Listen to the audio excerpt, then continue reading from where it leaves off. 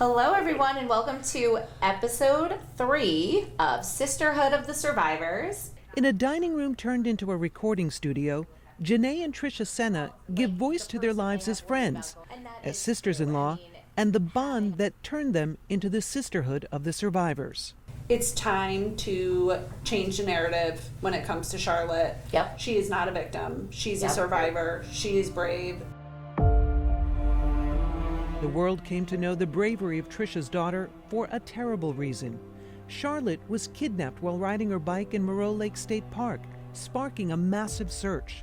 She was rescued 2 days later, and when the suspect was convicted, she ended her victim impact statement with "No fear, Charlotte." It's also the name of the first episode of the podcast. The big first question is, how is Charlotte? She is doing good. She's doing really well. All things considered. She's putting in the work. She's doing the hard things, and she's having the conversations, and she's working hard to just be a 9-year-old girl doing 9-year-old girl things. That work started for the entire family as soon as Charlotte was released from the hospital after her rescue. So it was 4:30 in the morning. Everybody is insanely tired. That's really an understatement. And she just looks directly over at me and she said, "I just decided that I'm moving on and I'm not letting this ruin my life." She could have sat down and said, this ruined my life and I'm never going to be the same. But she chose not to do that then, and she continues to choose not to do that every day. And that's what I mean by she puts in the work. She works hard to have good days and not let things bring her down. It's something Trisha works hard on too. When your child's in pain, you want to take it away. That's your natural reaction is, I want to take it away. I want to undo what was done. And you can't. What happened. And that was really hard to accept.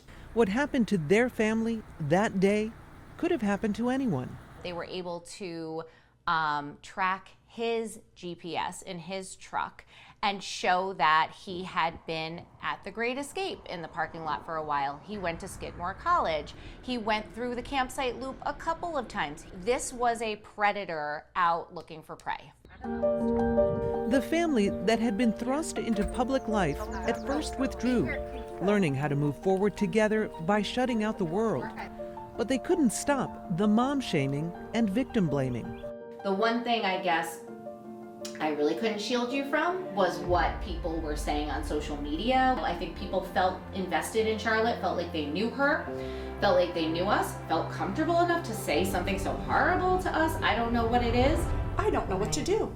I don't know how to talk to people. I don't know if I should show emotion, not show emotion. And it is, those feelings were coming from those comments in the back of my mind. Yeah.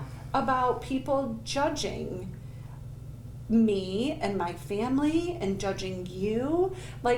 So these are the ramifications of their actions. And then all of a sudden you're like, am I a good mom? Am I a good person? It's so... It's okay. It's a shame that you have to feel that way. For every one person that tried to break my heart, there were 1,000 other people that, right? Yes. So it is important to mention that. She had her choice and her power taken from her, and that it's just hard as a parent. So I include her because I want her to feel powerful. Her 9-year-old little self said to me, "I hope that you can help people." Though I can't take it away from Charlotte, our goal now, working together, is to help children that this happens to the next time, because unfortunately there's going to be a next time. And that's part of the podcast, is that we can do hard things, even when they're painful, because something really good can come out of the end.